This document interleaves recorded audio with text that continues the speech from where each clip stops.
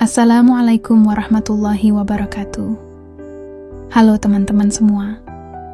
Selamat datang di channel Bunda Salsa Official, tempat di mana cerita bukan sekedar rangkaian kata, tapi jendela ke hati dan kehidupan. Aku doakan semoga kamu yang lagi nonton ini diberi kesehatan, kelapangan hati, dan kebahagiaan yang enggak putus-putus. Kalau kamu lagi capek, semoga lewat cerita ini kamu bisa merasa lebih ringan. Kalau kamu lagi sendiri, semoga kamu merasa ditemani di sini. Jangan lupa, ambil posisi paling nyaman, duduk santai, siapkan teh hangat atau cemilan kesukaanmu. Karena hari ini aku punya cerita yang bukan cuma seru, tapi juga bisa bikin kamu berpikir, merasa, dan mungkin tersenyum kecil di tengah hari yang sibuk. Selamat menonton, dan selamat hanyut dalam cerita. Jangan lupa tulis komentar setelah nonton ya. Aku selalu baca dan senang banget bisa ngobrol sama kalian. Janda muda bule Australia nikahi pria kaya asal Indonesia yang lumpuh. Langit Bandung sore itu tampak bersih. Udara sejuk menyapa dari jendela lantai 10 gedung kantor pusat Ramah Rasa, perusahaan makanan lokal yang sedang naik daun. Yoga duduk di balik meja kerjanya, mengenakan kemeja putih dengan rompi abu tua, rapi seperti biasa. Kursi roda modern yang menopangnya hampir menyatu dengan gaya profesional yang selalu ia jaga. Ia menatap layar laptop, mengecek laporan distribusi terbaru dari pabrik utama di Cimahi. Namun pikirannya tidak sepenuhnya di sana. Beberapa jam sebelumnya, sekretaris pribadinya, Bu Lilis, memberitahu bahwa ada pegawai baru yang akan masuk ke bagian administrasi keuangan. Seorang wanita asal Australia, berstatus janda, bernama Fania Wilkins. Yoga awalnya tidak terlalu peduli. Perusahaan besar seperti miliknya sering merekrut orang dari luar negeri, apalagi sejak mereka ekspansi ke pasar Asia Tenggara. Tapi semua berubah saat ia melihat wanita itu memasuki ruang kantor. Fania mengenakan kaos rajut panjang warna coklat, susu yang melekat pas di tubuhnya. Rok pendek selutut berwarna krem memperlihatkan kakinya yang jenjang. Wajahnya cantik, natural, dengan sorot mata abu-abu yang tajam namun tenang. Rambut pirangnya digelung sederhana, memperkuat kesan profesional.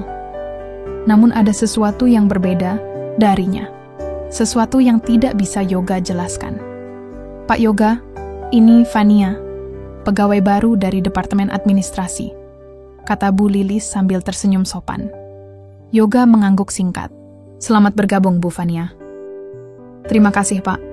Senang bisa bergabung di perusahaan ini, jawab Fania. Suaranya lembut tapi tegas.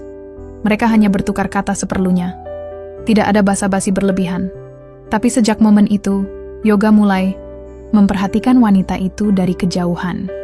Fania ternyata cepat beradaptasi.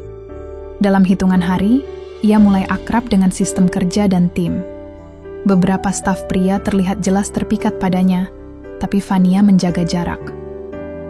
Profesional, fokus pada pekerjaannya. Hal itu malah membuat Yoga semakin penasaran. Minggu berikutnya Yoga sengaja mengundangnya makan malam. Bukan kencan, hanya alasan formal untuk mendekat. Ia bilang ingin mendengar langsung pendapat staf baru soal sistem keuangan perusahaan. Fania setuju. Mereka makan di sebuah restoran bernuansa Jawa modern di kawasan Ciumbuleuit. Makanan lokal dengan gaya fine dining. Saat itu percakapan mereka mengalir ringan, tentang pekerjaan, makanan, dan sedikit soal kehidupan pribadi. Apa yang membuatmu pindah ke Bandung? Tanya Yoga sambil memotong steak ayamnya. Fania tersenyum kecil. Saya butuh awal baru. Di Australia terlalu banyak kenangan yang tidak menyenangkan. Yoga tidak menekan lebih jauh. Ia cukup tahu diri. Tapi hatinya mencatat. Fania membawa beban. Dan itu membuatnya semakin tertarik. Hari-hari berikutnya, Yoga semakin sering mengajak Fania bertemu. Kadang sarapan singkat di kafe kantor. Kadang sekadar mengantar pulang. Ia tahu batas, tapi tidak menyembunyikan rasa. Dan Fania, perlahan tapi pasti, mulai merespon. Di sebuah akhir pekan, Yoga mengajak Fania berbelanja di factory outlet langganannya. Fania sempat menolak, tapi akhirnya ikut juga. Mereka tertawa bersama saat mencoba jaket dan topi, lalu minum kopi di pinggir Jalan Braga sambil membahas masa depan industri makanan sehat. Ketika malam datang, Yoga memandang Vania dari dalam mobil. Kamu tahu, aku ini lumpuh. Tidak semua orang bisa menerima kondisi seperti ini. Vania menatap lurus ke matanya. Aku tidak melihat itu sebagai masalah. Kau lebih kuat dari orang-orang yang bisa berdiri. Itu bukan kalimat romantis. Tidak dibuat-buat. Tapi Yoga tahu, ia sudah jatuh hati. Beberapa orang di kantor mulai bergosip. Tentu saja. Tapi Yoga tidak peduli. Ia sudah dewasa. Ia tahu perasaannya. Dan setelah 2 bulan saling mengenal lebih dalam, ia memutuskan untuk melangkah lebih jauh. Hari itu, di taman belakang rumah pribadinya di Lembang, di antara pohon cemara dan angin gunung yang dingin, Yoga menyatakan cintanya. Kalau aku memintamu menjadi bagian dari hidupku, bukan sebagai pegawai, tapi sebagai seseorang yang akan ada setiap hari, kamu akan berpikir 2 kali? Vania menunduk sebentar, lalu mengangguk pelan. Tidak, aku justru merasa sudah terlalu lama menunggu seseorang yang seperti kamu. Yoga tidak bisa berkata apa-apa. Ia hanya menggenggam tangan Vania dan tahu, sejak saat itu, hidupnya tidak akan pernah sama lagi. Hubungan Yoga dan Vania berjalan perlahan tapi pasti. Tidak ada momen dramatis. Tidak ada pelukan tiba-tiba di tengah hujan. Semua mengalir, seperti orang dewasa pada umumnya. Tenang, realistis, dan jujur. Mereka berdua sudah melewati banyak hal dalam hidup. Jadi tidak butuh permainan emosi murahan untuk membuat satu sama lain nyaman. Di kantor, Vania tetap menjalankan pekerjaannya dengan baik. Ia tidak pernah memanfaatkan kedekatannya dengan Yoga untuk bersikap semena-mena. Justru ia lebih berhati-hati. Ia lebih rajin, lebih fokus, dan lebih menjaga sikap. Yoga memperhatikan itu, dan ia semakin yakin bahwa Vania bukan wanita biasa. Yoga, di sisi lain, mulai membuka diri. Ini bukan hal mudah untuknya. Ia sudah lama menutup rapat sisi pribadinya. Setelah kecelakaan yang membuatnya lumpuh 3 tahun, lalu ia hanya fokus pada perusahaan. Ia membangun ulang bisnis keluarganya dari nol. Saat ayahnya meninggal karena serangan jantung mendadak, perusahaan sempat limbung. Yoga, yang saat itu masih menjalani pemulihan medis, langsung turun tangan. Dalam 2 tahun, ia berhasil mengubah Ramah Rasa menjadi merek makanan sehat premium yang diperhitungkan di Indonesia. Tapi di balik semua itu, hidupnya sepi. Ia punya uang, punya rumah mewah, punya kendaraan dengan pengemudi pribadi. Tapi malam-malamnya kosong. Ia tidak punya pasangan bicara, tidak punya seseorang yang benar-benar mengerti apa yang ia rasakan. Dan Vania datang, seperti orang yang tepat di waktu yang tidak ia sangka. Suatu malam, mereka makan di rumah Yoga. Vania duduk di kursi makan sambil tertawa kecil melihat ekspresi Yoga saat mencoba memasak sendiri. Rasanya seperti mie rebus yang dikasih bumbu rendang, komentar Vania sambil menahan tawa. Yoga pura-pura tersinggung. Kamu ini nggak tahu aja prosesnya. Ini resep rahasia tahu? Kamu masak airnya aja udah kelamaan. Mienya keburu jadi bubur, kata Vania, masih tertawa. Yoga ikut tertawa. Ya sudah, minggu depan kita pesan catering aja. Deal? Malam itu mereka makan seadanya. Tapi buat Yoga, itu adalah malam yang lebih hangat dari semua jamuan mewah yang pernah ia hadiri. Suatu sore di kantor, Yoga memanggil Vania ke ruangannya. Kali ini bukan soal pekerjaan. Kamu masih simpan foto almarhum suamimu? Tanya Yoga pelan Vania. Tampak terdiam. Pertanyaan itu tiba-tiba, tapi tidak kasar. Ia mengambil napas dalam, lalu menjawab, masih. Di laci meja di rumah. Kamu masih mencintainya? Vania menatap keluar jendela. Cinta nggak hilang begitu saja, Yo. Tapi rasa itu berubah. Aku nggak pernah nyangka bisa tertarik sama orang lagi. Tapi kamu bikin aku percaya kalau hidup bisa lanjut. Yoga mengangguk. Aku juga nggak pernah nyangka ada yang bisa nerima aku begini. Vania berpaling padanya. Aku nggak lihat kamu dari kursi roda itu, Yo. Aku lihat kamu dari cara kamu memperlakukan orang, cara kamu kerja, dan cara kamu nggak pernah minta dikasihani. Yoga diam. Kata-kata itu masuk ke dadanya seperti pelan tapi dalam. Beberapa minggu kemudian, mereka pergi ke acara pameran kuliner di Jakarta. Yoga biasanya tidak suka bepergian jauh, apalagi harus menyesuaikan tempat dengan kebutuhan kursi rodanya. Tapi Fania ikut. Dan itu membuat perjalanan jadi lebih ringan. Mereka menginap di Hotel Bintang 5, kamar dengan akses khusus untuk difabel. Fania membantu membawakan barang, bahkan kadang membantu Yoga berpindah dari kursi roda ke tempat tidur. Tidak ada rasa jijik, tidak ada ekspresi kasihan. Fania memperlakukan Yoga seperti pria normal. Malam sebelum pulang, mereka duduk di balkon kamar, memandangi lampu kota. Aku nggak bisa janji masa depan kita bakal selalu indah, kata Yoga. Aku ini punya keterbatasan. Fisikku, cara hidupku, bahkan emosiku nggak selalu stabil. Fania mengangguk. Aku juga nggak janji bakal selalu sempurna, tapi aku bisa janji satu hal. Aku akan jujur. Dan aku akan ada, selama kamu juga mau, ada buat aku.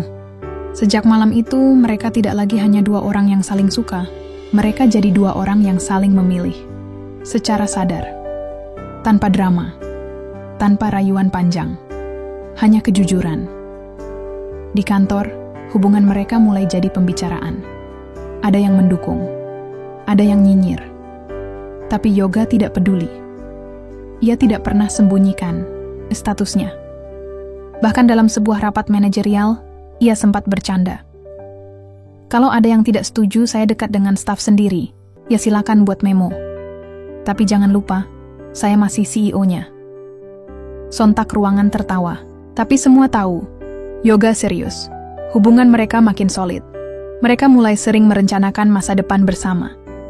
Fania mengusulkan program CSR untuk ramah rasa. Yoga mendukung.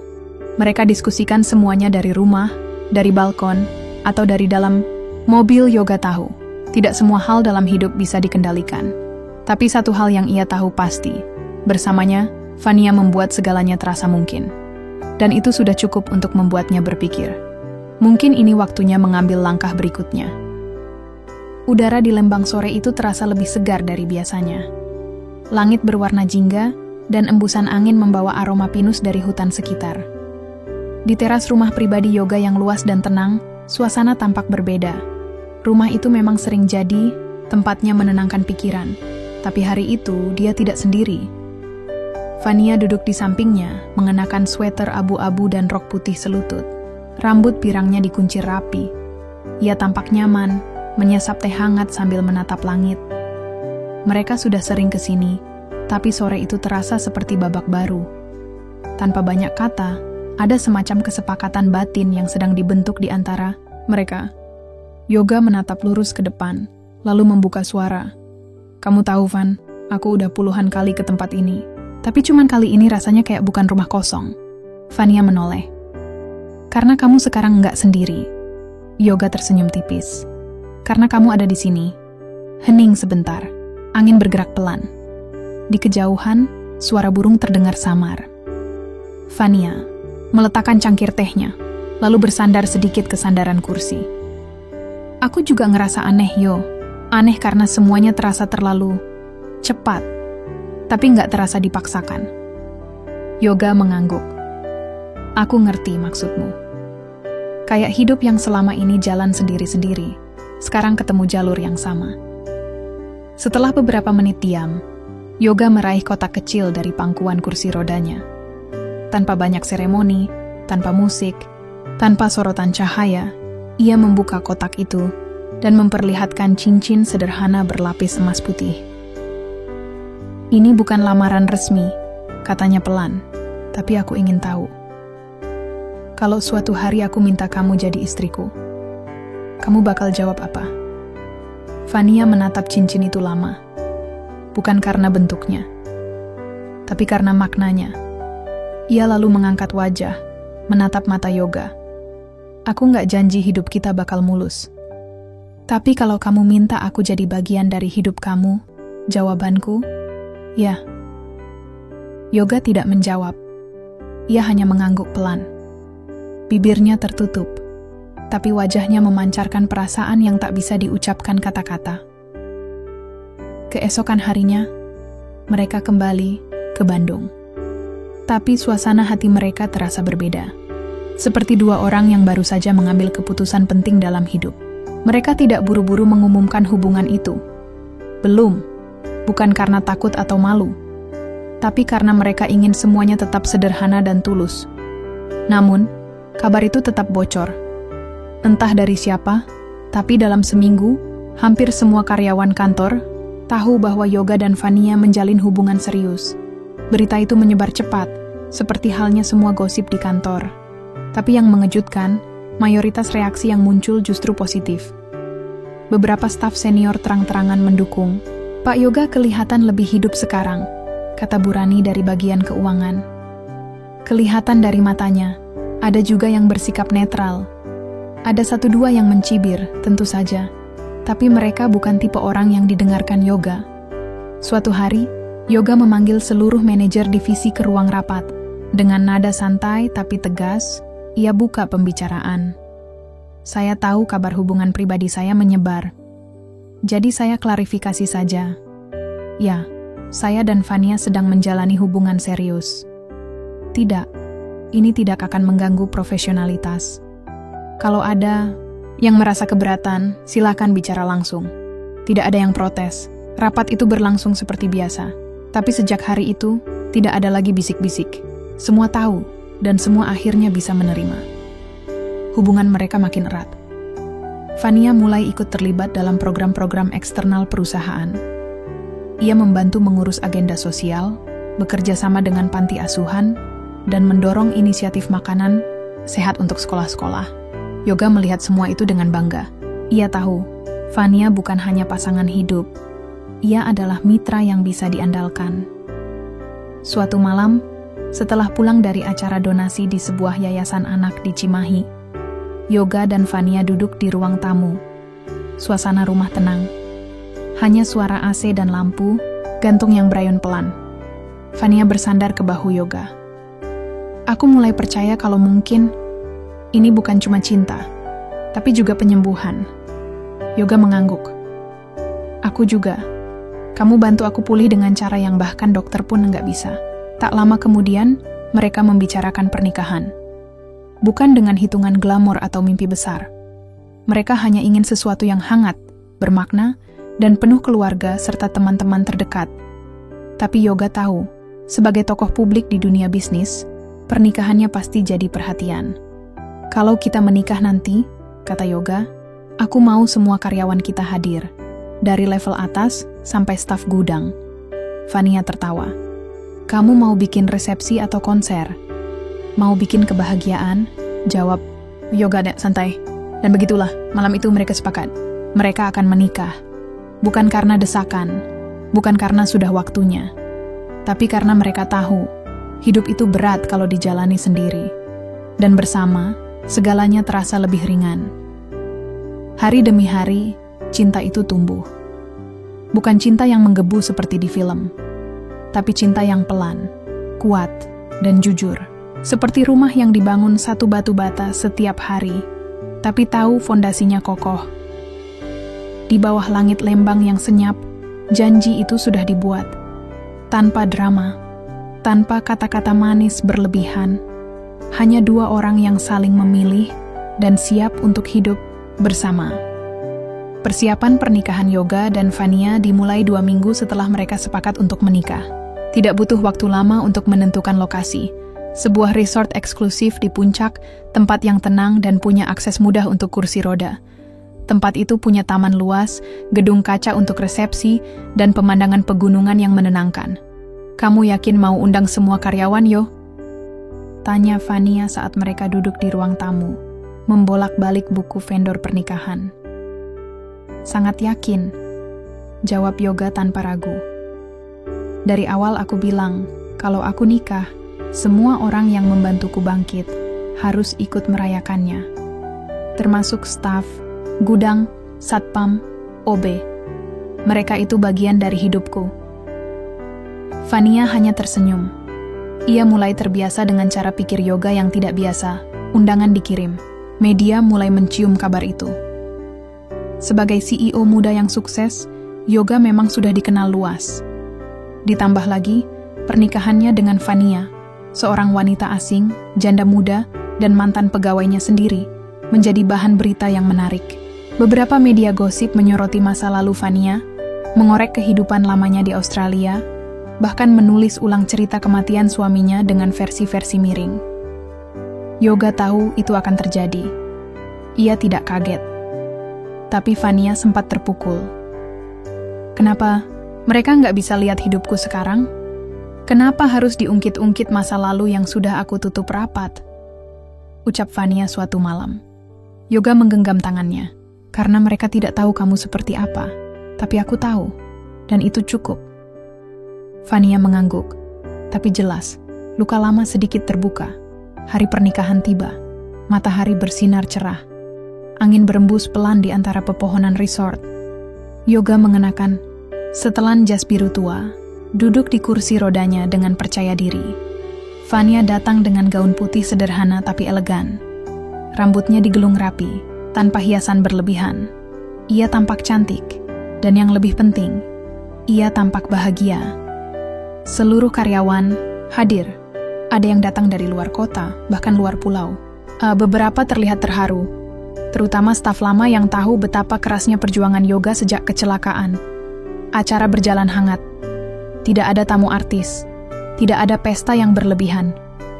Tapi semua orang tahu, ini bukan sekadar pernikahan.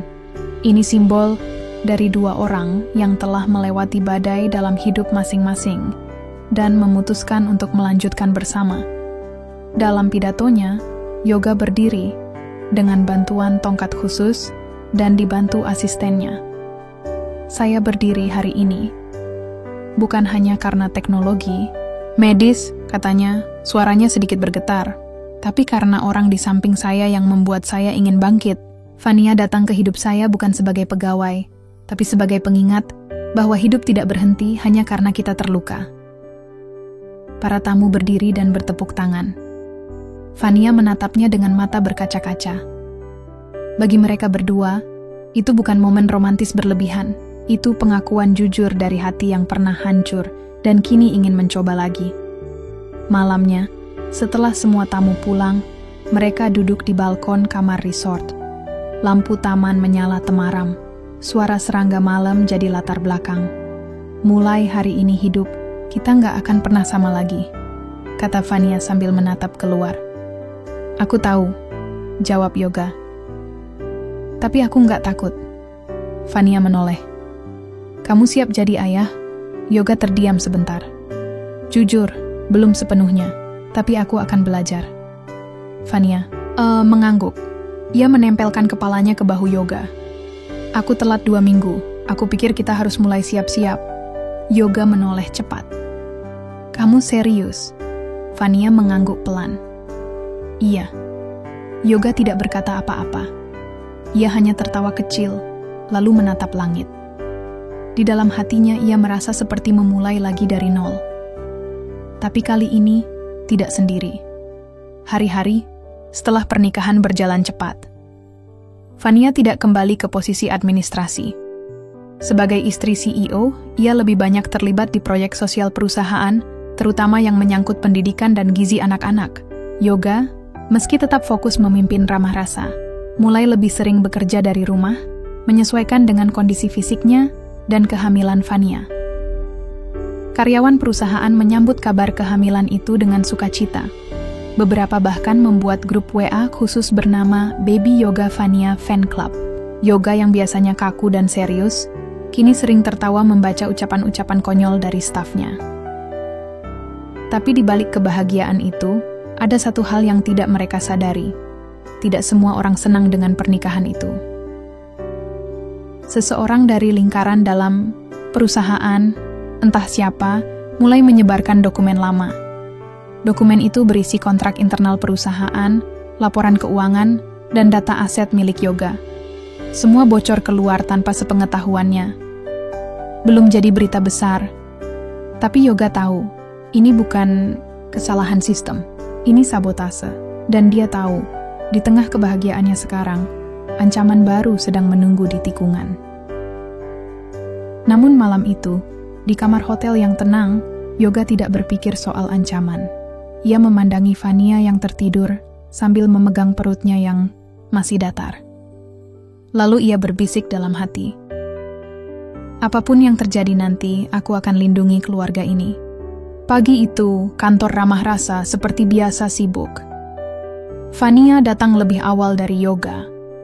Meski kini statusnya bukan lagi karyawan, ia tetap masuk kantor 2 atau 3 kali seminggu untuk mengurus program-program CSR. Dengan perut yang mulai membesar, di usia kandungan 4 bulan ia tetap terlihat energik. Ia bahkan lebih disiplin daripada beberapa manajer di sana. Di lantai 3, ruang kerja Yoga masih gelap. Ia belum datang. Bukan hal aneh, karena sejak menikah, Yoga lebih sering mengatur ritme kerjanya dari rumah. Tapi hari itu, wajah sekretarisnya, Anita, tampak tegang. Ia mengetuk pintu ruangan CSR dan memanggil Vania dengan suara pelan. Bu, maaf, ini penting. Vania menoleh, menutup laptopnya, dan mengikuti Anita ke ruang meeting kecil di belakang. Begitu masuk, Anita menyerahkan sebuah amplop besar. Ini dikirim tanpa nama, Bu, tapi di dalamnya ada salinan laporan keuangan perusahaan dan salinan rekening pribadi Pak Yoga. Vania membuka amplop itu, dan benar saja, isinya dokumen sensitif. Sebagian bahkan tidak seharusnya dimiliki orang di luar tim keuangan inti. Ia membaca cepat, lalu duduk. Ini sudah dibocorkan keluar? Anita menggeleng. Sejauh ini belum, tapi saya yakin kalau ini sudah sampai ke tangan wartawan, situasinya bisa beda. Vania berpikir cepat, lalu ia menghubungi Yoga. 2 jam kemudian, Yoga sudah duduk di ruangannya, bersama 3 kepala divisi, keuangan, legal, dan keamanan internal. Di hadapannya, tumpukan dokumen disusun rapi. Matanya menyapu halaman demi halaman, ekspresinya datar. Ada 2 kemungkinan, katanya. Entah ini dari dalam, atau seseorang membayar orang dalam. Pak Bram dari legal mengangguk. Kemungkinan besar ada celah di tim administrasi. Tapi yang jadi masalah bukan cuma isi dokumennya, Pak. Tapi konteksnya. Yoga memijat pelipis. Maksudnya, kalau orang yang pegang ini ingin menjatuhkan Bapak secara hukum, itu sulit. Tapi kalau yang mereka kejar adalah opini publik, skandal, tuduhan penggelapan dana, pencucian uang, itu bisa viral dalam semalam. Suasana ruangan Henning. Vania masuk beberapa menit kemudian. Ia sudah menyuruh semua dokumen dikunci di ruang arsip sementara.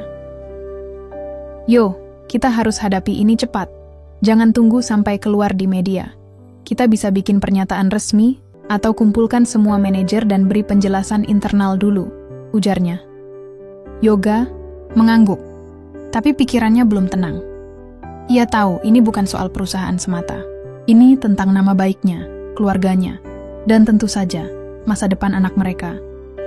Malamnya, setelah pulang, Yoga duduk sendiri di ruang kerja rumah. Vania sedang beristirahat di kamar. Di tangannya, ada foto lawas. Ia bersama ayahnya, saat pertama kali mereka membuka pabrik Ramah Rasa di Cimahi. Di foto itu, mereka berdua tertawa lepas. Yoga menatap foto itu lama, lalu bergumam. Kalau ayah masih ada, pasti dia bilang, kamu nggak bisa percaya semua orang. Lalu ponselnya bergetar. Pesan singkat dari nomor tak dikenal, kau bisa pilih diam, atau semua tahu wajah aslimu. Aku akan hubungi lagi.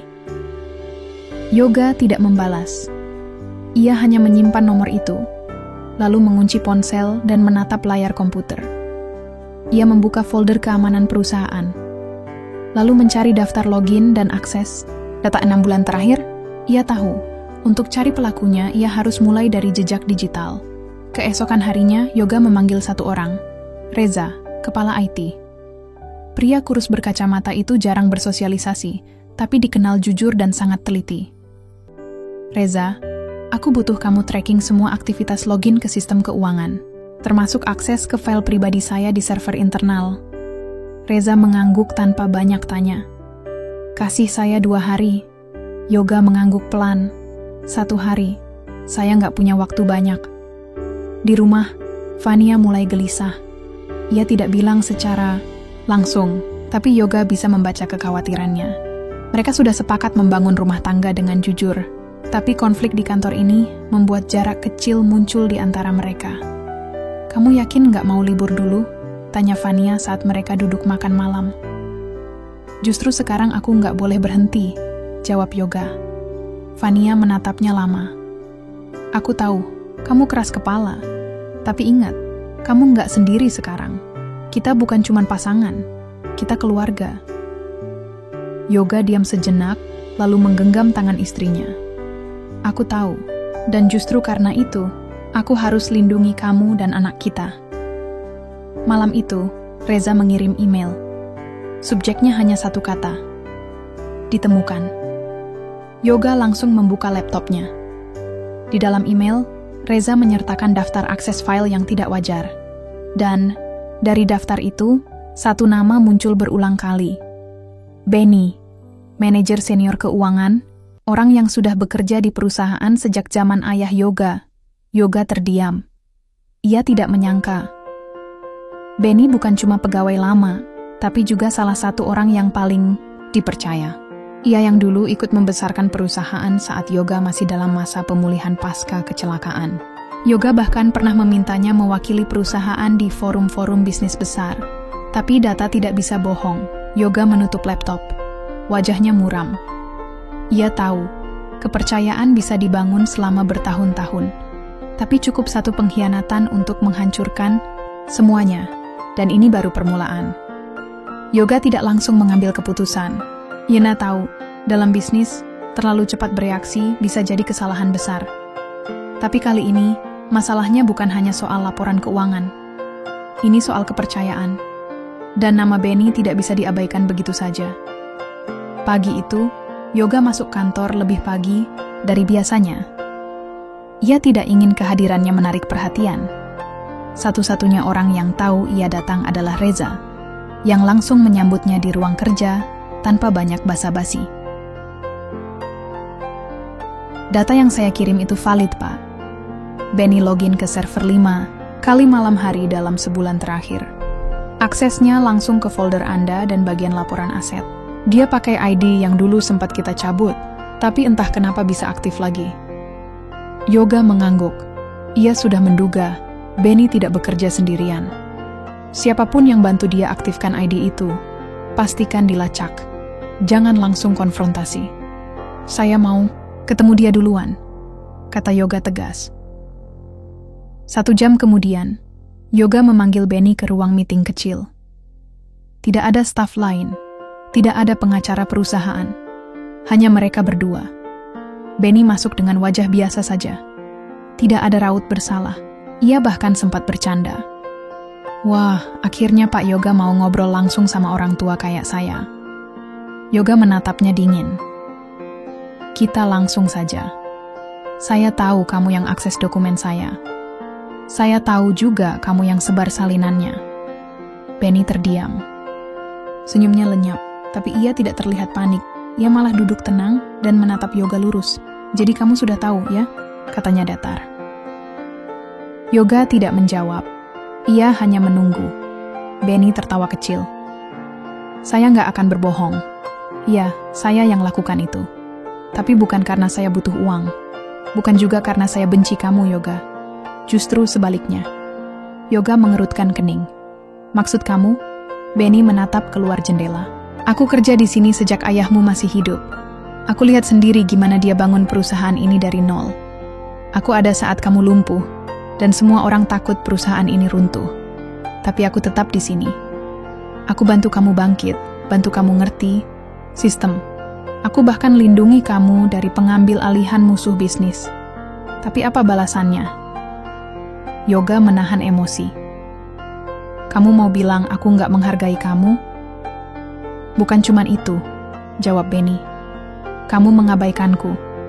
Sejak kamu nikah sama Vania, semua keputusan kamu ambil sendiri. Aku seperti tidak dianggap. Dan ya, aku akui, aku mulai merasa kamu bukan lagi pemimpin yang bijak. Kamu terlalu percaya pada orang baru."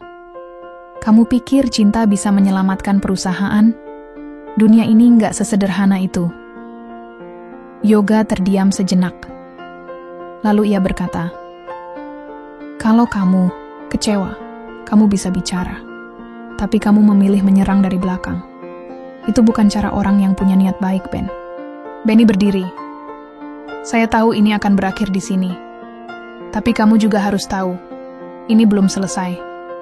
Banyak orang yang tidak senang kamu terlalu nyaman dengan posisimu.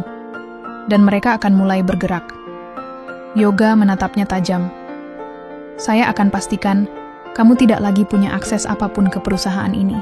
Kamu keluar hari ini juga. Benny tersenyum tipis. Silakan, tapi percayalah, kamu baru buka pintu yang salah. Setelah Benny keluar, Yoga langsung memanggil HRD dan tim legal. Ia minta surat pemutusan kontrak disiapkan hari itu juga. Tidak ada pesangon, tidak ada acara perpisahan. Semua akses digital Benny dicabut. Vania datang ke kantor sore harinya. Wajahnya letih, tapi ia tetap ingin tahu perkembangan. Sudah ketemu orangnya? Tanyanya. Sudah. Benny. Vania tampak terkejut. Benny yang suka bawain buah itu? Yoga mengangguk pelan. Iya. Ternyata selama ini dia simpan rasa kecewa. Dan dia bukan sendirian. Dia bilang, ada yang lain juga yang tidak senang aku terlalu nyaman dengan hidupku sekarang. Vania duduk di sampingnya. Kamu tahu, selama aku di Australia, aku belajar satu hal. Orang yang terlihat paling ramah, bisa jadi orang yang paling berbahaya. Mereka tidak serang langsung. Mereka tunggu waktu, pakai wajah baik, lalu tusuk dari belakang. Yoga menatap istrinya. Kamu nggak takut? Vania menggeleng. Aku lebih takut kalau kamu menyerah. Yoga tersenyum kecil, lelah tapi juga sedikit lega. Malam itu, Yoga memutuskan menelepon seseorang yang sudah lama tidak ia hubungi. Pak Arif, mantan penasihat ayahnya, yang kini tinggal di Yogyakarta.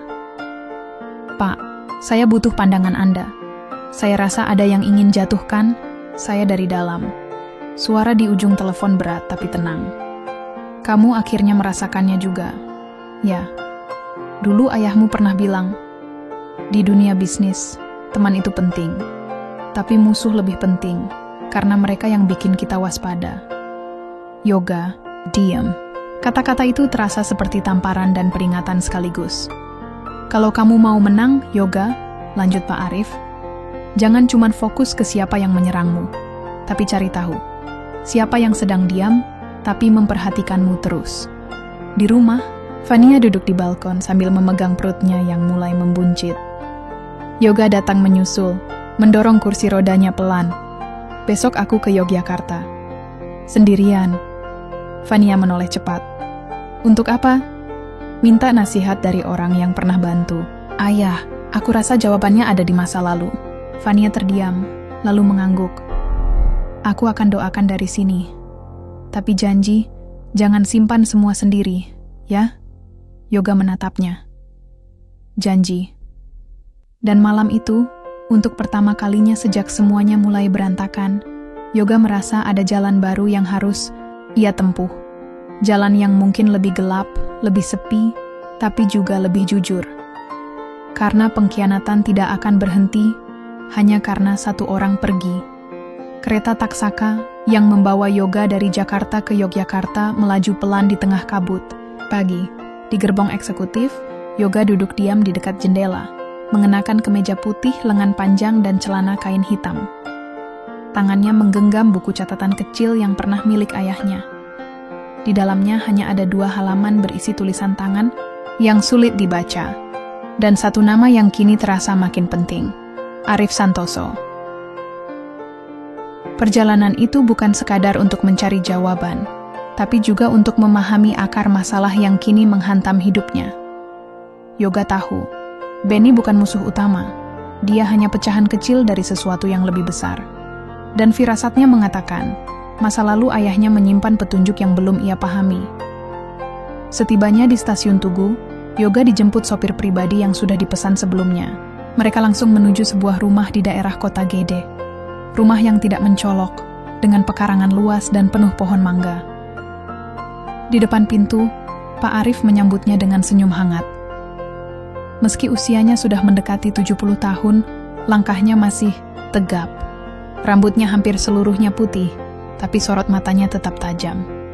"Selamat datang, Yoga," katanya sambil menepuk bahu Yoga dengan ringan. "Sudah lama saya tunggu kamu datang." Yoga tersenyum tipis. "Saya terlambat, Pak. Masalahnya sudah sampai ke pintu rumah." Mereka masuk ke ruang tamu sederhana. Dindingnya dipenuhi foto-foto hitam putih masa muda, beberapa bersama tokoh-tokoh bisnis dari era 90-an. Pak Arif menuangkan teh panas. "Saya tahu kamu tidak datang hanya untuk basa-basi, jadi katakan saja, kamu curiga pada siapa?" Yoga membuka catatannya, menunjukkan nama Benny dan kronologi singkat kejadian. Pak Arif membaca dengan seksama, lalu mengangguk pelan. "Benny, itu dulu anak magang. Ayahmu yang angkat dia jadi manajer karena dia loyal. Tapi, ada satu masa di mana dia hampir dipecat." Yoga mengernyit. "Saya tidak tahu soal itu. Waktu itu kamu masih SMA. Benny sempat terlibat dalam proyek ekspansi di Jawa Timur. Ada dugaan markup anggaran. Tapi ayahmu tutup kasus itu diam-diam. Demi nama baik perusahaan." Yoga terdiam. Kenapa tidak dilaporkan ke polisi? Karena musuh perusahaan waktu itu jauh lebih besar. Kalau kasus Benny dibuka, bisa dimanfaatkan untuk menjatuhkan semuanya. Ayahmu memilih menyimpan Benny sebagai utang lama yang harus dibayar suatu hari nanti. Yoga memijat pelipisnya. Dan sekarang, utang itu menagih bunga. Pak Arif melanjutkan, "Tapi ini belum semua. Ada satu nama lagi yang harus kamu cari. Teman lama ayahmu. Namanya Rendra Wicaksana. Dulu dia rekan bisnis utama, tapi tiba-tiba menjauh setelah satu proyek besar gagal." Yoga mencatat nama itu cepat-cepat. "Apa hubungannya dengan Benny?" "Besar. Mereka berdua dulu satu kubu dalam tim ekspansi. Kalau Benny mulai bergerak, bisa jadi Rendra juga tidak tinggal diam." Sore itu, Yoga dan Pak Arif duduk di halaman belakang, di bawah pohon mangga. Angin sore Yogya terasa damai, kontras dengan isi kepala Yoga yang penuh benang kusut. "Jadi, semua ini bukan karena aku ceroboh sekarang?" tanya Yoga pelan. Pak Arif tersenyum. "Bukan. Ini karena kamu sedang bersih-bersih warisan. Dan seperti rumah tua, makin dibongkar, makin kelihatan rayapnya." Yoga tertawa kecil. Untuk pertama kalinya sejak kejadian itu, ia bisa tertawa. Meski singkat, malamnya Yoga menginap di hotel kecil dekat Malioboro. Ia membuka laptop dan mulai mencari semua data tentang Rendra Wicaksana. Tidak banyak yang muncul. Tapi satu artikel bisnis tahun 2008 membuatnya terdiam. Dalam artikel itu, tertulis bahwa Rendra pernah menggugat ayah Yoga soal hak paten produk makanan beku. Gugatan itu ditolak pengadilan, dan setelahnya, Rendra menghilang dari publik. Yoga menatap layar lama, lalu membuka dokumen internal perusahaan. Di bagian arsip lama, ia menemukan catatan kecil. "RW, jangan dikontak tanpa alasan hukum. Risiko tinggi." Yoga menutup laptop perlahan. Ia sadar, Benny mungkin hanya pembuka jalan. Ancaman sebenarnya ada di luar peta. Dan orang itu mungkin menunggu saat yang tepat untuk kembali. Atau mungkin sudah mulai bergerak sejak lama. Pagi berikutnya, sebelum kembali ke Jakarta, Yoga dan Pak Arif sempat sarapan bersama di warung pecel lele sederhana. "Satu pesan terakhir," kata Pak Arif, "sebelum berpisah. Kalau kamu mau bersih-bersih perusahaan, jangan setengah-setengah. Bongkar semua, termasuk yang kamu anggap tidak mungkin." Yoga mengangguk. "Itu berarti juga orang-orang terdekat saya." Pak Arif menepuk pundaknya. "Itulah pemimpin. Bukan soal jadi sempurna, tapi berani ambil risiko untuk kebenaran." Di dalam mobil menuju stasiun, Yoga membuka ponselnya dan mengetik pesan untuk Reza. "Siapkan tim. Kita audit seluruh transaksi 10 tahun terakhir. Fokus ke proyek Jawa Timur dan semua rekanan luar." Ia tahu, saat kembali ke Jakarta, yang menunggunya bukan hanya perusahaan yang sedang terguncang, tapi juga perang dingin yang sudah disiapkan sejak lama, dan kali ini ia tidak akan mundur. Sepulang dari Yogyakarta, suasana kantor terasa berbeda. Tidak ada yang aneh secara kasat mata. Semua berjalan seperti biasa. Staf sibuk dengan rutinitas, suara mesin fotokopi dari kejauhan, dering telepon sesekali, dan obrolan singkat di pantry. Tapi Yoga bisa merasakannya. Sejak Benny dikeluarkan, banyak mata yang mengamati geraknya dengan hati-hati. Terlalu hati-hati. Reza langsung menyambut di ruang kerja dengan map tebal berisi hasil audit sementara. Di luar dugaan, banyak transaksi, ganjil yang selama ini luput dari perhatian. Yang paling menonjol adalah proyek-proyek kecil yang dikaburkan dalam laporan pengeluaran tahunan. Nilainya memang tidak besar persatuan, tapi jika ditotal, jumlahnya menembus puluhan miliar. Dan ini hanya untuk 5 tahun terakhir, kata Reza pelan. Yoga membuka salah satu lembar laporan.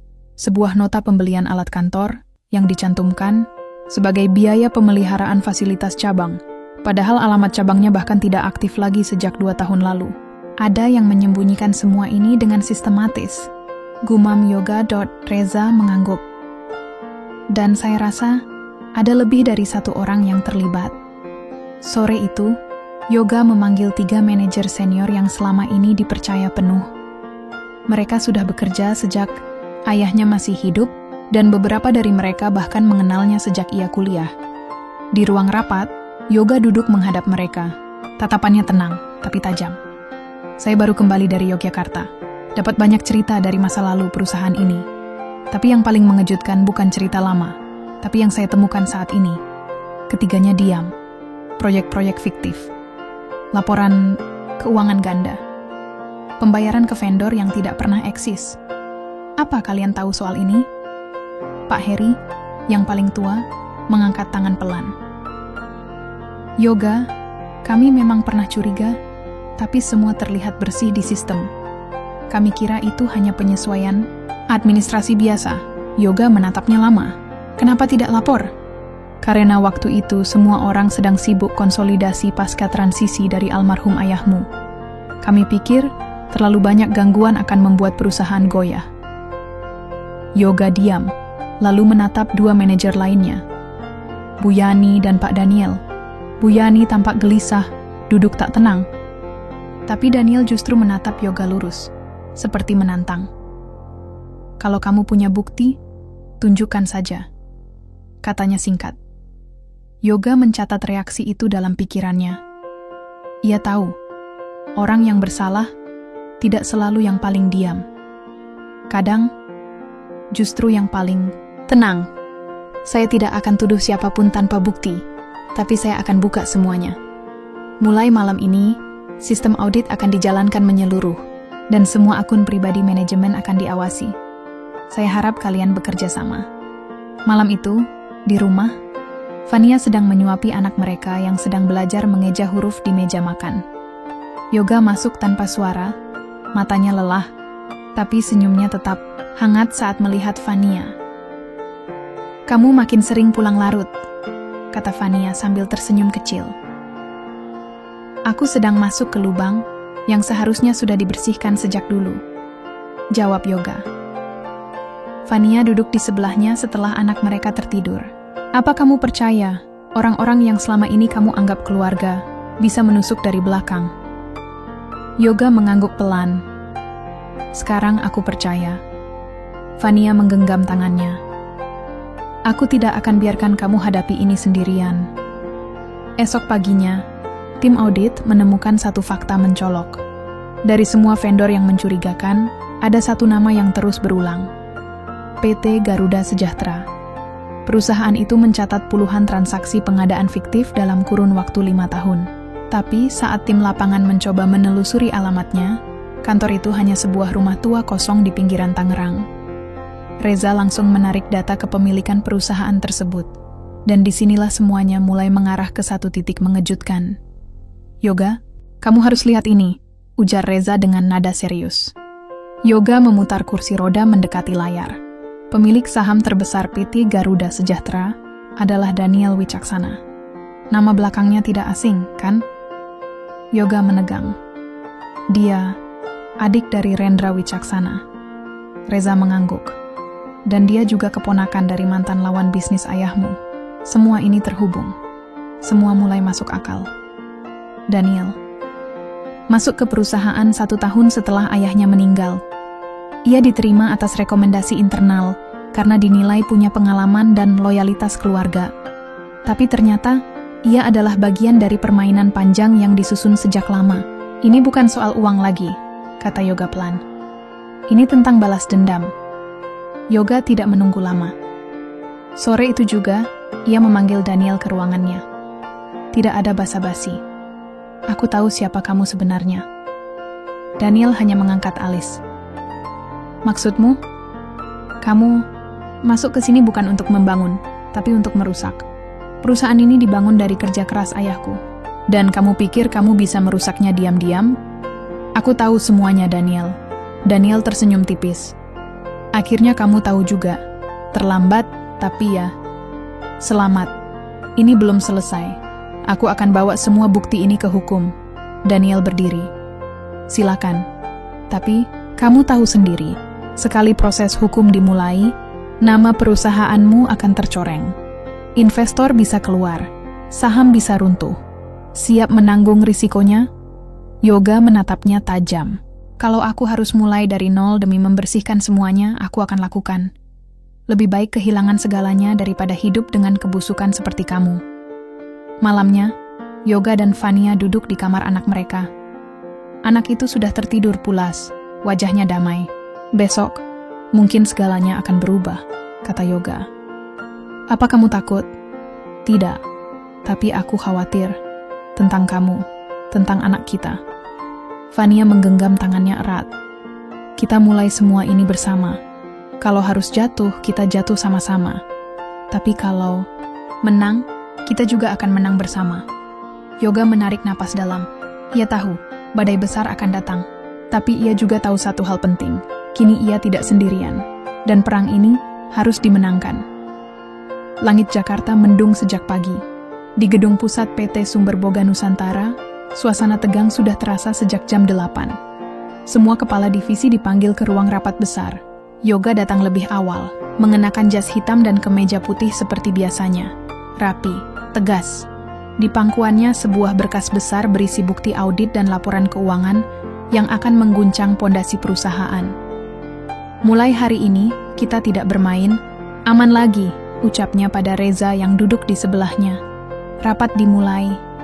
Di hadapan lebih dari 20 manajer dan kepala bagian, Yoga berdiri dari kursi rodanya dan berbicara tenang, tanpa membaca catatan. Selama lebih dari 5 tahun, kita kehilangan miliaran rupiah akibat penggelapan sistematis. Bukti sudah saya kumpulkan. Dan satu nama, yaitu Daniel Wicaksana, berada di pusatnya. Per hari ini, ia resmi saya nonaktifkan dari seluruh tugas dan akan dilaporkan ke kepolisian. Seisi ruangan hening. Yoga melanjutkan. Saya tahu ini mengejutkan. Tapi jika kita ingin perusahaan ini tetap berdiri 15 tahun ke depan, kita harus berani membersihkannya sekarang. Beberapa kepala menunduk, beberapa yang lain tampak cemas. Tapi tidak ada yang menyela. Sampai akhirnya, seseorang di ujung meja, Pak Arman, kepala divisi logistik, mengangkat tangan. Kalau boleh jujur, saya sudah lama curiga. Tapi saya pikir tidak ada yang berani membongkar. Sekarang kalau kamu memang berniat membersihkan, kami di divisi bawah siap dukung. Satu persatu, manajer mulai menyatakan dukungan. Yoga mencatat semuanya dalam hati. Namun tentu saja, Daniel tidak tinggal diam. Malam harinya, media online ramai memberitakan gugatan hukum yang dilayangkan oleh Daniel Wicaksana terhadap Yoga secara pribadi.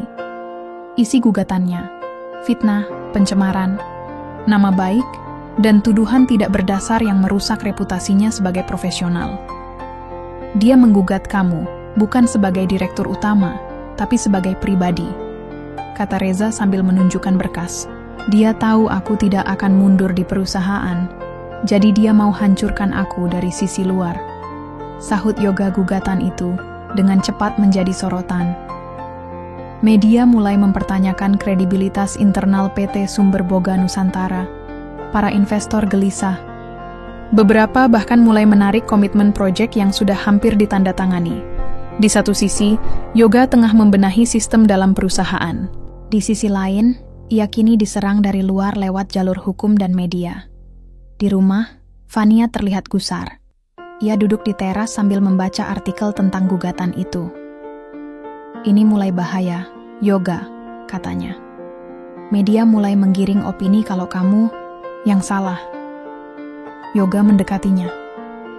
"Biarkan saja, yang penting aku tahu siapa diriku, dan semua bukti ada di tanganku." Fania menatapnya dalam. "Kalau kamu kalah, apa rencanamu?" Yoga diam sejenak. "Kalau aku kalah, aku akan buat sistem yang lebih kuat lagi, walau aku harus berdiri dari luar. Perusahaan ini tidak boleh jatuh ke tangan mereka." Fania memegang wajah suaminya. "Aku di sini. Apapun yang terjadi, kamu tidak sendirian." Hari persidangan pertama menjadi tontonan publik. Di luar gedung pengadilan, wartawan berkerumun. Yoga datang dengan setelan jas lengkap, didorong oleh Reza. Sementara Daniel datang bersama kuasa hukum terkenal dan 3 bodyguard di belakangnya. Hakim memulai persidangan dengan membacakan gugatan. Yoga tenang. Ia tidak menanggapi provokasi Daniel yang sesekali melirik sinis. Kuasa hukum Daniel menyerang dengan retorika dan narasi bahwa Yoga sedang melakukan balas dendam bisnis terhadap keluarga Wicaksana karena dendam lama ayahnya. Tapi, Yoga tetap diam sampai akhirnya giliran pihaknya bicara. Pengacara yang mewakili Yoga berdiri, lalu menyerahkan satu bundel dokumen. "Yang mulia, semua tuduhan terhadap klien kami bisa dibantah dengan bukti konkret. Kami memiliki rekaman keuangan, bukti rekening perusahaan bayangan, dan konfirmasi dari vendor palsu yang mengaku dibayar oleh saudara Daniel." Hakim mengangguk. Daniel tampak mulai tegang. "Jika dibutuhkan, kami siap menghadirkan saksi-saksi dari internal perusahaan yang sudah memberi pernyataan tertulis." Setelah persidangan, Yoga tidak langsung pulang. Ia singgah ke masjid kecil di dekat rumah. Duduk di kursi roda di dekat tiang, ia termenung lama. Ini bukan soal menang atau kalah lagi. Ini soal mewarisi kebenaran. Ayahnya pernah memilih diam demi menjaga nama baik. Tapi Yoga tidak akan melakukan kesalahan yang sama. Diam hanya membuat yang jahat tumbuh lebih kuat. Malam itu, Reza datang membawa kabar baik. Salah satu vendor fiktif yang selama ini bekerja dengan Daniel, akhirnya bersedia menjadi saksi. Katanya, ia menerima ancaman selama bertahun-tahun. Tapi setelah tahu Daniel sekarang di ujung tanduk, ia ingin buka suara. Yoga tersenyum. "Kadang orang butuh merasa aman dulu baru berani jujur." Reza tertawa kecil. "Kadang juga, orang jujur karena tidak ada pilihan." 3 hari kemudian, media mulai berubah nada. Beberapa outlet berita menurunkan laporan investigasi yang menyebut adanya kejanggalan dalam aliran dana perusahaan fiktif milik Daniel. Nama Rendra Wicaksana mulai muncul lagi ke permukaan. Fania menunjukkan layar ponselnya. "Ini sudah mulai balik ke arah kita." Yoga mengangguk. "Tapi ini baru awal. Aku yakin Rendra belum muncul karena dia masih punya kartu lain." Sementara itu, di sebuah villa tersembunyi di puncak, seorang pria paruh baya menatap layar televisi yang menampilkan berita tentang kasus Daniel. Pria itu mengenakan kemeja lengan pendek dan celana santai. Di sampingnya, selembar foto lama. Ia bersama ayah Yoga di masa muda mereka. Ia menghela napas panjang, lalu berkata pelan, "Akhirnya anakmu sampai juga ke titik ini, Arman. Sekarang kita lihat seberapa jauh dia bisa melangkah. Namanya Rendra Wicaksana. Dan dia baru saja memutuskan untuk kembali ke Jakarta."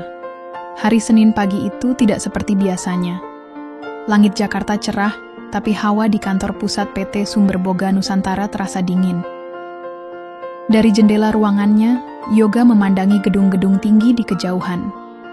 Tangannya memegang sebuah berkas berisi kabar yang baru saja sampai ke mejanya. Rendra Wicaksana, mantan rival ayahnya dan dalang di balik permainan Daniel, telah kembali ke Jakarta. Bukan desas-desus, bukan sekadar kabar burung. Nama Rendra resmi terdaftar dalam sistem imigrasi. Ia masuk 2 hari lalu dari Singapura, langsung menuju villa pribadinya di kawasan elit Menteng. Yoga tidak terkejut, tapi jantungnya tetap berdetak lebih cepat. Kalau Rendra sudah muncul, Artinya dia yakin ini saat yang tepat untuk turun tangan langsung, kata Reza yang baru saja masuk ke ruangannya. Yoga menutup berkas. Ya, dia akan coba mengendalikan situasi, mungkin mengatur opini publik, mungkin menekan investor, atau bahkan membeli saham lewat jalur belakang.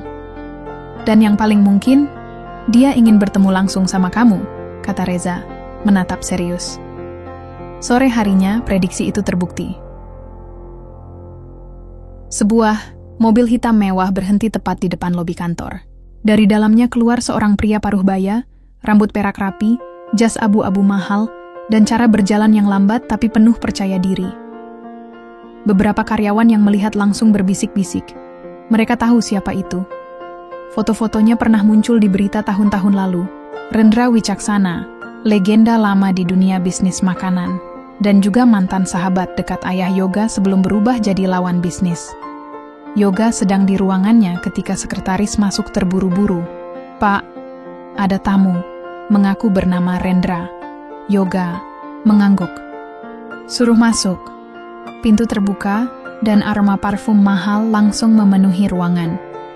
"Yoga," sapa Rendra dengan suara tenang, nyaris seperti ayah-ayah yang datang menjemput anaknya dari sekolah. Yoga membalas dengan anggukan, "Silakan duduk." Rendra duduk di hadapan Yoga, menyilangkan kaki. Pandangannya mengamati setiap sudut ruangan. "Kantormu bagus, rapi. Mirip ruangan ayahmu dulu, waktu di gedung lama." Yoga diam. Ia tidak ingin terjebak nostalgia palsu. "Apa tujuan Anda ke sini?" tanyanya langsung. Rendra tersenyum. "Langsung ke pokok ya. Baik. Saya ke sini untuk mengakhiri semuanya, Yoga. Saya tidak suka kekacauan yang kamu buat. Daniel mungkin keponakan saya, tapi dia terlalu bodoh. Dan kamu terlalu berani. Kebenaran memang kadang terlihat seperti kekacauan bagi mereka yang hidup dalam tipu daya," jawab Yoga pelan. Rendra tertawa kecil, retoris. "Tapi dengar ini baik-baik.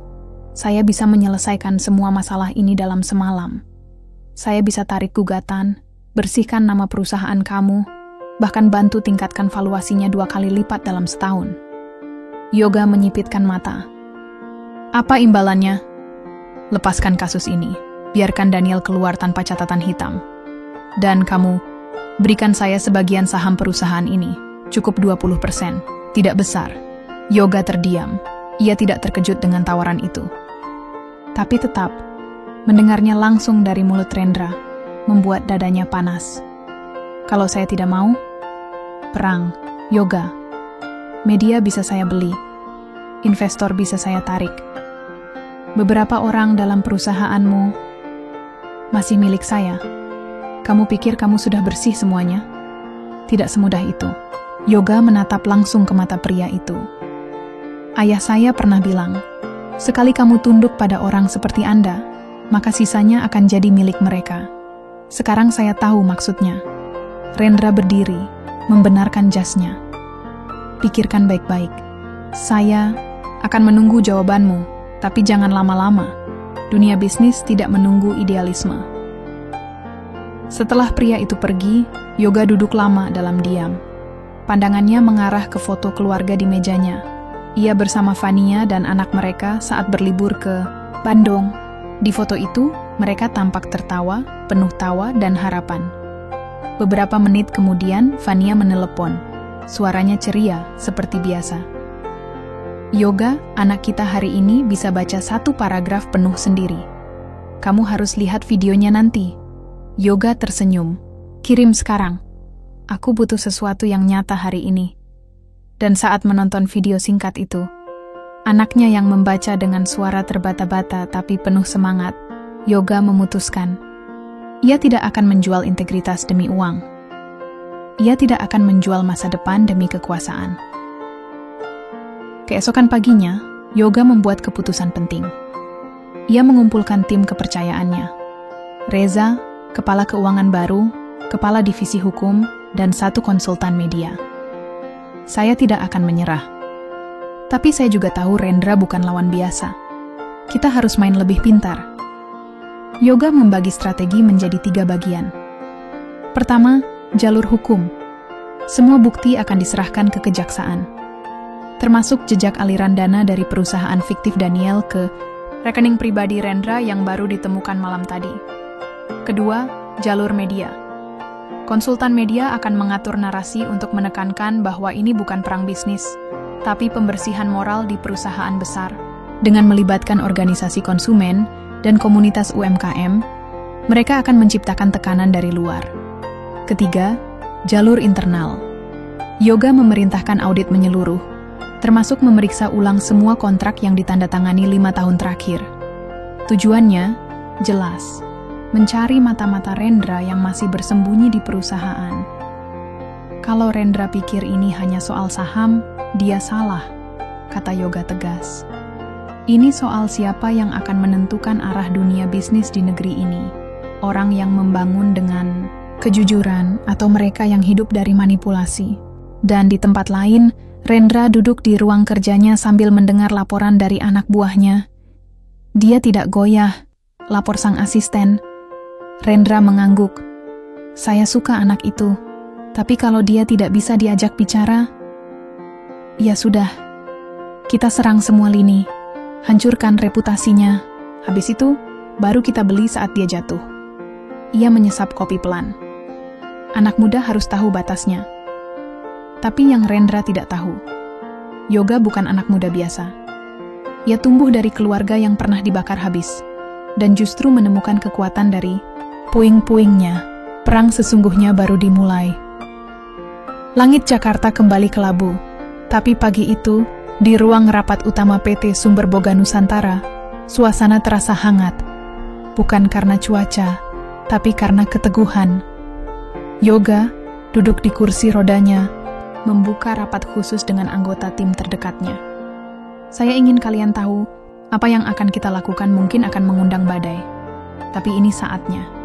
Kita buka semua, satu persatu. Semua mengangguk.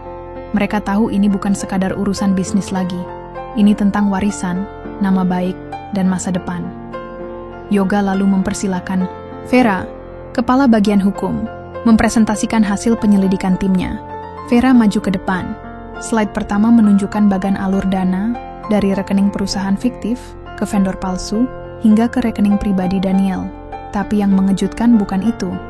Slide selanjutnya menampilkan rincian aliran dana dari Daniel ke rekening perusahaan investasi di Singapura yang diketahui dimiliki oleh Rendra Wicaksana. Ini adalah koneksi langsung antara Daniel dan Rendra, kata Vera tegas. Dengan bukti ini, kita bisa tuntut keduanya secara pidana. Yoga mengangguk, tapi ia tidak langsung bicara soal hukum. Ia menoleh ke konsultan media yang duduk di ujung meja. Apa strategi kamu untuk membuat publik tahu siapa Rendra sebenarnya? Pria itu tersenyum singkat. Kami akan mulai dengan 2 jalur. Pertama, kanal independen. Kami bekerja sama dengan beberapa jurnalis investigasi yang sudah tertarik dengan kasus ini. Mereka akan buat serial khusus, ditayangkan di YouTube dan TikTok, dengan narasi yang netral tapi tajam. Dan kedua, tanya Yoga. Kampanye positif. Kita bukan cuma bicara soal kejahatan mereka, kita juga akan soroti perjuangan Bapak Yoga dalam memperbaiki sistem, memperlakukan pegawai dengan adil, bahkan kisah pribadinya dengan keluarga. Kita bangun empati publik. Yoga tersenyum tipis. Ini bukan tentang membuat dirinya jadi pahlawan, tapi jika itu yang dibutuhkan untuk melawan kekuatan uang dan manipulasi, maka ia rela. 3 hari kemudian, serial investigasi pertama tayang. Judulnya sederhana, Di Balik Dapur, Siapa Sebenarnya Rendra Wicaksana. Video berdurasi 12 menit itu langsung viral. Dibuka dengan narasi jurnalis independen yang menjelaskan sejarah panjang rivalitas 2 keluarga besar, keluarga Arman, ayah, Yoga, dan keluarga Wicaksana. Lalu masuk ke pengungkapan bukti-bukti, termasuk wawancara dengan mantan pegawai vendor fiktif yang kini menjadi saksi kunci. Video itu ditonton lebih dari 1 juta kali dalam 24 jam. Tagar Tanda Bongkar Rendra dan dukung Yoga mulai meramaikan media. Sosial Fania memperlihatkan komentar-komentar netizen kepada suaminya malam itu. Kamu nggak sendirian, Yok. Banyak orang mulai sadar. Mereka lihat kamu berjuang tanpa drama. Yoga hanya mengangguk. Baginya, ini bukan kemenangan. Ini baru setengah perjalanan. Tapi Rendra tak tinggal diam. Ia menggelar konferensi pers di Hotel Bintang 5. Dihadiri media nasional, Rendra berdiri, tenang, mengenakan jas hitam mengkilap, menyampaikan pernyataan bahwa dirinya telah menjadi korban fitnah. Semua tuduhan itu tidak berdasar. Tidak ada satu bukti pun yang mengaitkan saya secara langsung dengan penggelapan dana. Ini hanya permainan opini murahan dari seorang anak muda yang tidak siap menghadapi kenyataan bisnis.